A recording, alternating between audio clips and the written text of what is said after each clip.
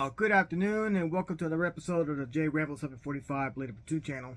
And it took me a minute, but as promised from earlier today, and for those of you who saw my short skit on the Kilij sword, thank you very much. But without further ado, today we are going to be reviewing this bad boy right here.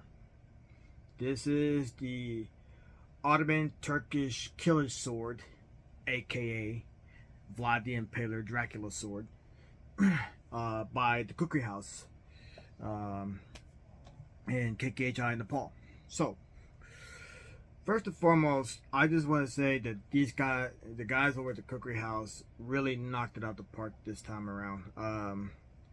It turned out better than I thought it would be, and this is actually their first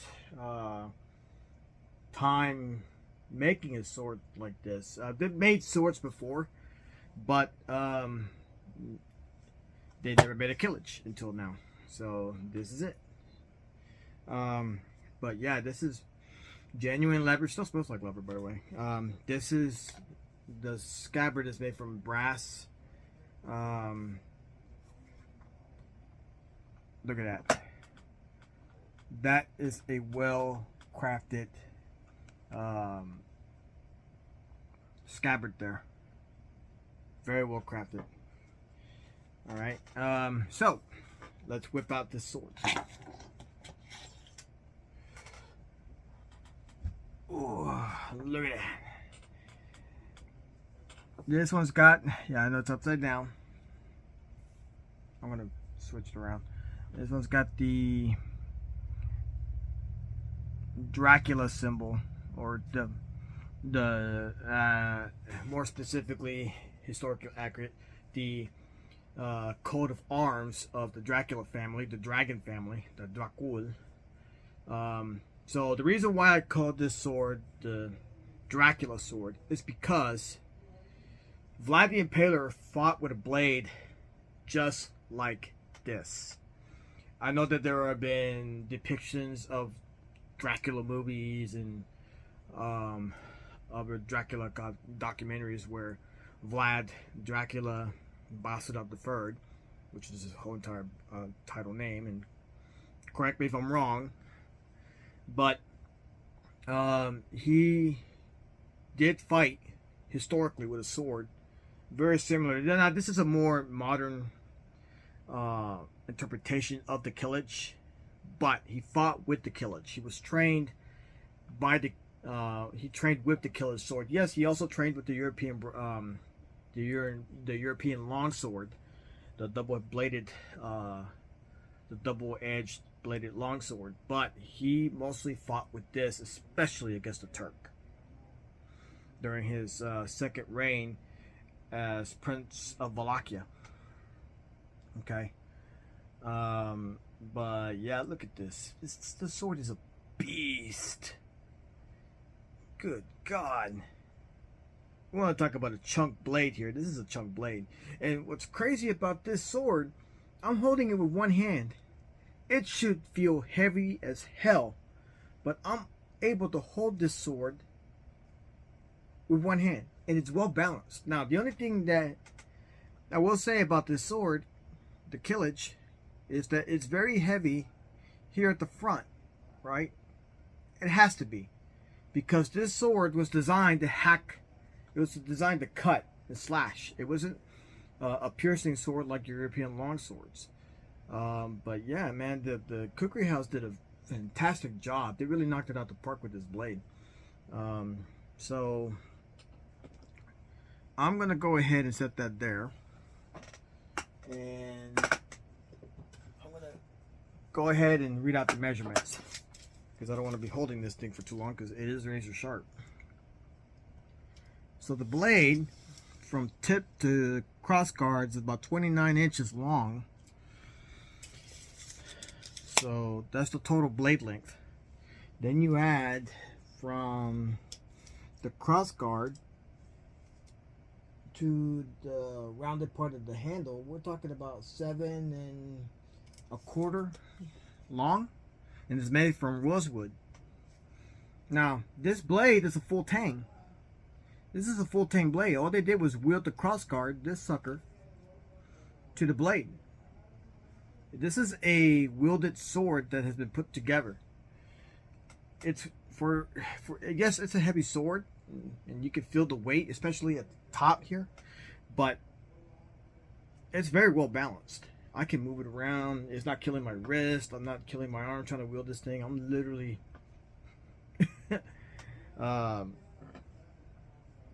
I'm literally I'm impressed. It's very difficult to make a sword like this, and the guys at the Khukuri House took their time and really put this together. So let's go ahead and I'm going to go ahead and tell you the overall length of this sword. It's about 35.25 inch long. I can tell you that, and I'm going to be careful here because this is... So if you look at the thickness here, it's a pretty thick spine this sword has. Alright, and it's also got that false edge I like so much. Historically, they were sharp, but I wanted mine as a false edge because, you know, safety. Let's see, the spine of this sword is about 1/8 of an inch. So thick, but not too thick. Obviously to compensate for the weight of the sword and to keep the balance. Because if you change the dimensions and the dynamics of the sword, you're going to change the weight and you're going to change the balance. And I specifically made it very clear to the guys at the Khukuri House that, hey, I want this thing balanced. So, that being said, I know you guys are tired of me talking about the sword. Let's go outside and see what this thing can do. So, here we are. And I'm going to whip this sucker out. This just show you what this sword is capable of doing. I'm holding it with one hand. Typically, the Turkish Kilij sword was a one-handed blade because this was a mounted cavalry bladed sword held by the Janissaries. The Janissaries were former Christians taken hostage by the Ottomans when they were children to join their ranks and become a part of the Ottoman army. They were, you could say, the special forces, the elite bodyguards of the Ottoman Sultan in the kingdom there. They were trained with this blade. This is the sword that they fought with. And I'm going to go ahead and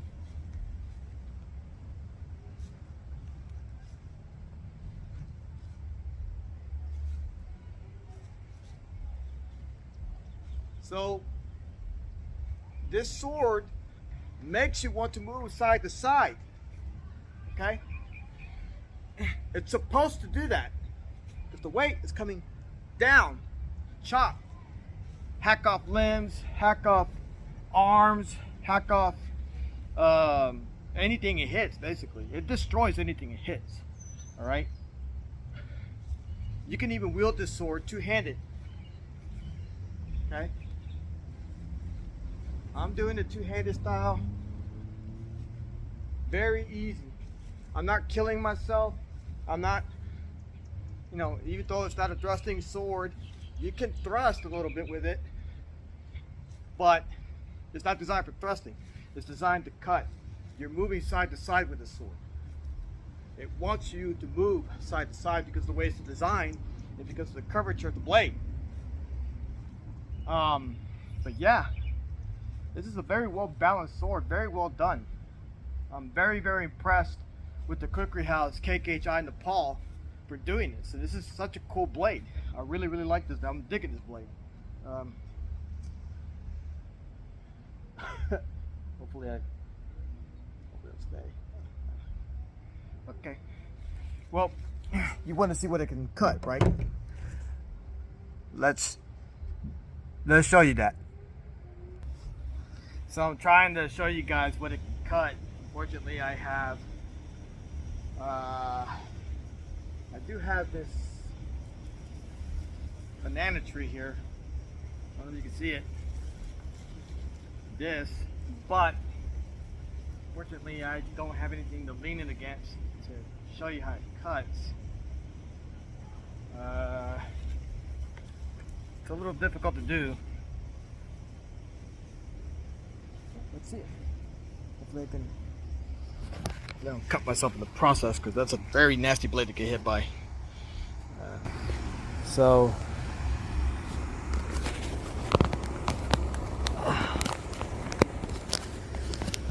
there we go. Sorry about that. So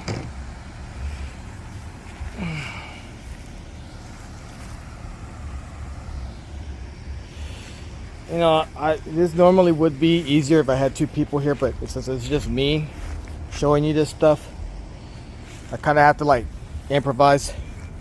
And there's not a very safe way to do this. You know, yes, we do review knives here, but safety first. Okay. Oh, let me try something. Maybe I won't be able to do it like that, but maybe like that. So I'm gonna hack it down right here.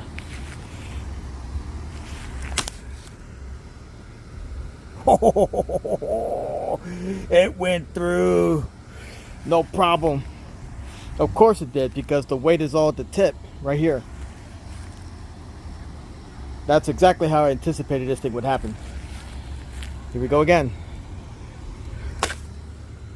Right there. Boom. One more time. Boom.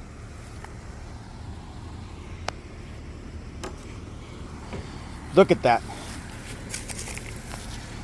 It cleaved this in half, no problem. And there's no damage to the blade at all. None. No damage to the edge. It's still going strong. This blade is just booyah. You know? Look at what it did. Yes, I know this is like dead bamboo, but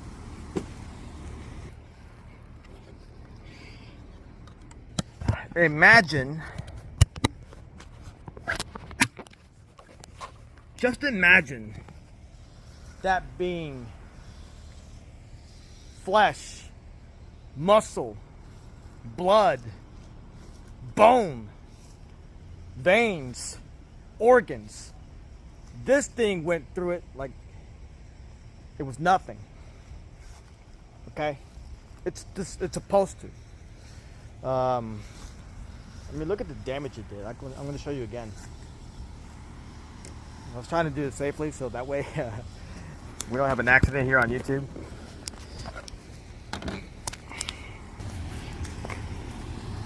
Cleave that, no problem. It's actually kind of good that I cut that in half, because we needed to get rid of that. I'm going to show you again.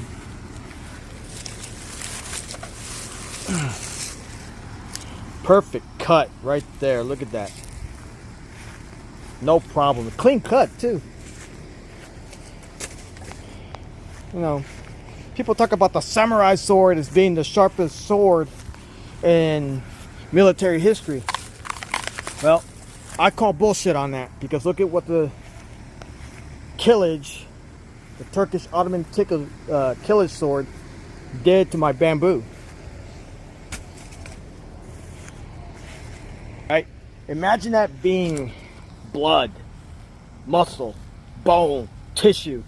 I mean, you get hit by that Kilij sword, you're going to have a very, very bad day. Alright? Dracula, yes, he trained with other swords, and I hear some of the comments from my earlier postings on my first posting on this. Oh, that's not the Dracula sword. It's just a Turkish Ottoman Kilij sword. Yes, you'd be correct in that statement, but you're wrong in the fact that he wasn't trained on that blade. He was absolutely trained with the sword, and he was very deadly and very effective with it. Well, hopefully, I had to cut the video short because my cell phone died on me. Short on battery life. But I showed you what this could do, more or less. I tried to do it safely. I obviously did not go full balls to the wall testing this sword the way I wanted to. But when you're reviewing videos like this, you gotta test the blades to do what it can do, and just test it, and give you people a thorough understanding of what these blades can do, what their strength intensity can be, what kind of damage it can handle. I don't do a destruction test. You want that? There are plenty of other YouTube channels that do destruction tests on blades.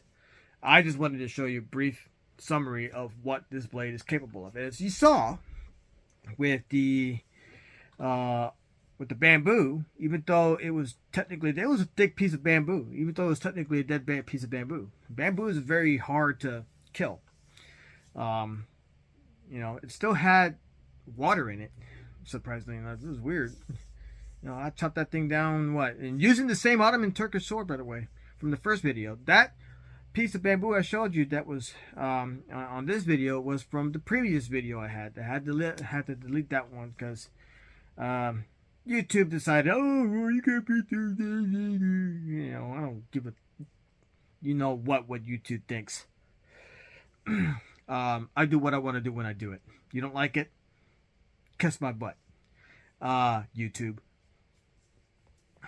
I'm doing this for the kind folk that have a passion and a love for the blade, like yours truly. So, like I said, I wanted to go balls to the wall with the sword because, believe me, I wanted to do it, but I could not do it by myself safely. And plus, it's not a destruction test I was trying to accomplish. I was just trying to show you guys more or less what the Ottoman Turkish Kilij sword is capable of. And as you saw with that bamboo, it cleaved right through that thing like it was nothing. My killer sword was laughing at that thing. Like, what? That's it? But that's what this sword is designed to do. Other than that, if you guys like my content on the J Ramble 745 Bladed Platoon channel, let me know what else you want to see. I am going to review the Gladius Roman knife, the D-Bad Gladius Roman knife. That's coming in the near future for a review as well. And I got other blades that are coming. I've ordered the D-Bad Arizona Bowie knife. Very excited to get that one and curious to see what that one can do. I've also ordered 3 other blades from the Khukuri House. The European longsword, that is KKHI Nepal. If that longsword is anything like the Kilij sword, it's gonna blow it out of the water. The other thing that I also will review is there is also the Apollo Navahan knife, also made by the Khukuri House, but not as mentioned. I can't wait to get my hands on that knife because I really want to show you what that one can do. And then also the D-Bad Wild West Bowie. So yeah, as you can tell, I'm a big fan of the D-Bad blades. The guy just knows his shit. He knows how to create a knife. He knows how to design one. He knows more or less what whenever he designs a knife, he knows what he's trying to get out of it, and you feel it when you use it properly. But other than that, this has been another episode of the J Ramble 745 Blade Platoon channel. You guys have a great afternoon. And yes, I am a Power Ranger fan, as you can see.